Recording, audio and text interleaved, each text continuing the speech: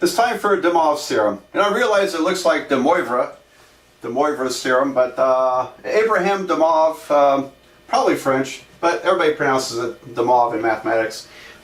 He came up with this theorem, at least it got his name on it, around 1730, but the source I read said that this was kind of known as early as 1710. So this was in the within a couple of decades of calculus getting started, and so people's knowledge of mathematics and complex numbers was expanding. Complex numbers, by the way, didn't take off really easily. They were kind of acknowledged, I think, at some point, screwed to negative numbers, but people might acknowledge them and they say, well, what use are they? Well, it was in the 1700s that people started finding a use for complex numbers. And they show up in any study of vibration or oscillation, in engineering, for example, and that's one good place where they show up. And of course, they end up in a lot of areas of mathematics. Complex analysis is a major branch of mathematics, and is still, to my knowledge, a lot of research still being done in complex analysis. So anyway, let's look at Demov's theorem. Now I'm going to work off this theorem I proved in the last video. When you multiply two complex numbers, you multiply length and you add angles. And it's so nice to write it in the short form, isn't it? So nice. Now, if these two numbers were the same, if I multiply z times z, that's z squared, I would get r times r squared, CIS, and theta 1 plus theta 2 would actually be theta plus theta is 2 theta.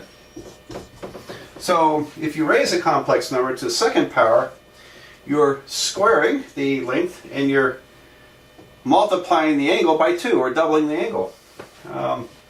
It can be shown with a little more work that z cubed would be, well, it's not so bad. Let's see, z cubed would be z times z squared. So we already have r squared up here. We have z squared figured out. So this would be r cis theta times r squared cis 2 theta. And so now when I multiply, I'm going to get r cubed cis 3 theta, because we add theta plus 2 theta to get 3 theta. So a complex number to the third power is the third power of its length times the cis cosine theta plus I sine theta of 3 times the angle. Alright, so what do you expect that z to the fourth would be? R to the fourth cis 4 theta. Of course it is.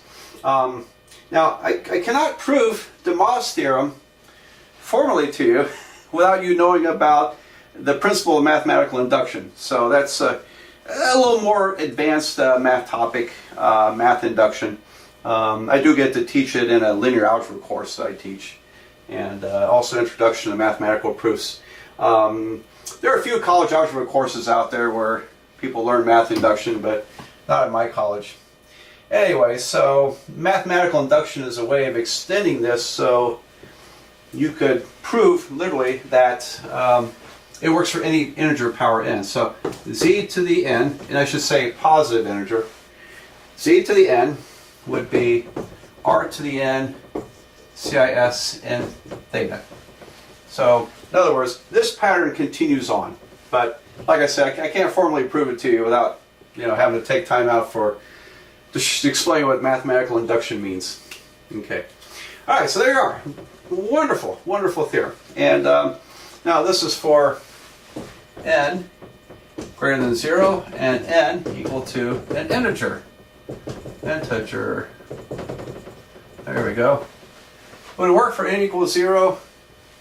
Yeah, it probably would, because if I have a complex number to 0, I expect to get 1. R to 0 is 1. Cis of 0 ends up being 0. So I guess I could say greater than or equal to 0. What about negative n? I've never looked at it. Don't know. That'd be interesting. Interesting to see. Does it work that way too? And it might work for all integers. I may come back and report to you. Okay, I haven't given that a lot of thought, but if I had z to the negative 3, would it work? I think it might. So we may have to amend our theorem up there and say it works for any integer, negative or positive. All right, so might get back to you on that. Well, anyway, let's go ahead with this and show you an example. Who would do this? Well, I'm not an authority on engineering, but I've taught a engineering class engineering math at our college called technical math, and in that course it's sort of like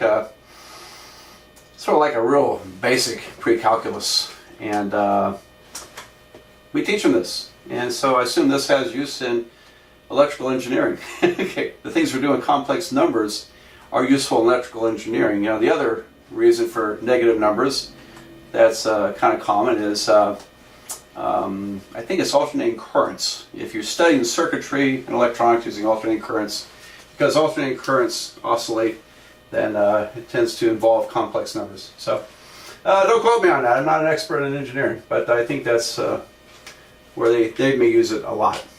All right, so let's play with a problem here. About 1 plus 2i raised to the 7th power. Okay, now we could do that algebraically. We'd have to write 7 of these out, and then we'd have to multiply all that together. Yeah, that'd be messy, wouldn't it? It'd be a messy problem. Take too long. And so, but we have wonderful de Moivre's theorem with n equals 7, so which requires me to put that in polar form. So r is the square root of 1 squared plus 2 squared. 1 plus 4 is 5, square root of 5. And my angle theta, we're in the first quadrant, so my calculator is going to give the correct answer. Inverse tangent of 2 over 1.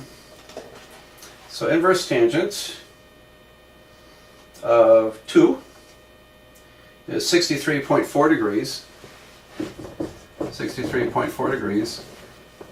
Now, I'm keeping all the decimals in my calculator. I'm going to hit store.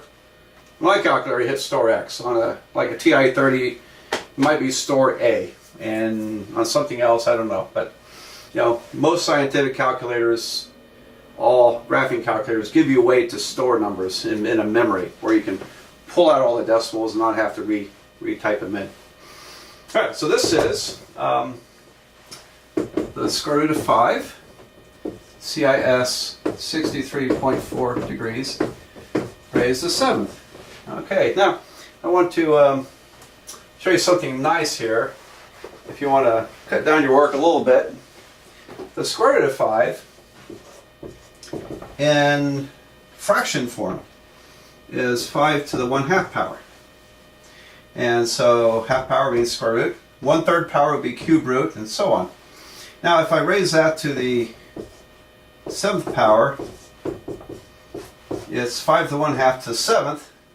And when we take the parentheses out, we multiply exponents together. So this would be 5 to the 7/2. 5 to the 7/2. All right. So we end up with